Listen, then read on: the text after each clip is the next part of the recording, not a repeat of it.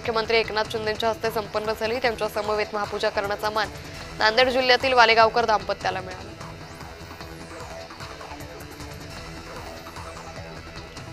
उपमुख्यमंत्री एकनाथ शिंदे यांनी टाळ वाजवून ज्ञानोबा माऊली तुकारामाच्या जयघोषावर फुगडी खेळण्याचा आध्यात्मिक आनंद घेतला।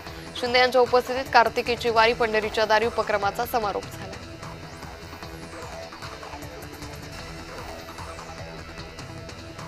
भंडारा जिल्ह्यात महायुती सरकारमध्येच वाद पेटलाय। परिणय फुके यांनी एका कार्यक्रमात नाव न घेता नरेंद्र भोंडेकर यांच्यावर टीका केली, तर नगर परिषदेचे मुख्याधिकारी देखील मान्यता नसताना कामं मंजूर करता अशी तक्रार पालकमंत्र्यांकडे करण्यात आली।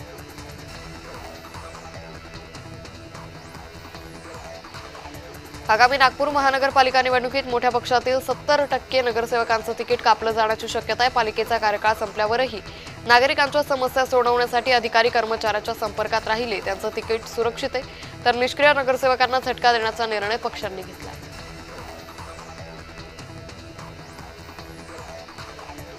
भंडारा जिल्ह्याचे पालकमंत्री पंकज भोयर यांनी नुकसानग्रस्त शेतकऱ्यांच्या बांधावर जाऊन पाहणी केली। सर्वे पूर्ण न झाल्यास अधिकारी जबाबदार राहतील असे खडेबोल पालकमंत्री पंकज भोयर यांनी अधिकाऱ्यांना सुनावले।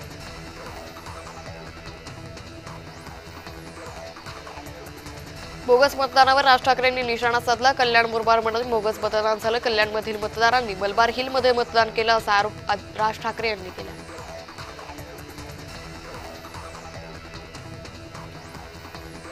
मतचोरी विरोधातील मोर्चामध्ये राज ठाकरेंनी तोफ डागली। राग व्यक्त करण्याचा ताकद दाखवण्याचा हा मोर्चा असं म्हणत शिंदे आणि अजित पवारांवर राज ठाकरेंनी टीका केली। मतदार याद्या साफ करा मग मतदान घ्या असं राज ठाकरे म्हणाले।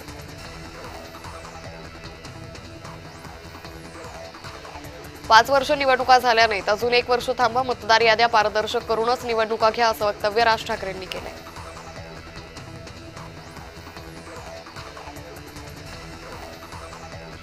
राज ठाकरेंनी दुबार मतांचं गणित मांडलं। शिंदे अजित पवारही दुबार मतदानाबद्दल बोलतात। ठाण्यात 2,09,981 दुबार मतदार आहे, तर पुण्यात 1,02,000 दुबार मतदार आहे असं म्हणत राज ठाकरेंनी बोगस मतदारांची यादी दाखवली। निवडणुकीत मॅच फिक्सिंग झाल्याचा राज ठाकरेंनी आरोप केलाय। निवडून येण्याची सोय आधीच झाली होती असं म्हणत रस्त्याच्या मोर्चातून राज ठाकरेंनी हल्लाबोल केला। कार्तिकी यात्रेनिमित्त लाखो भाविक भक्त पंढरपूर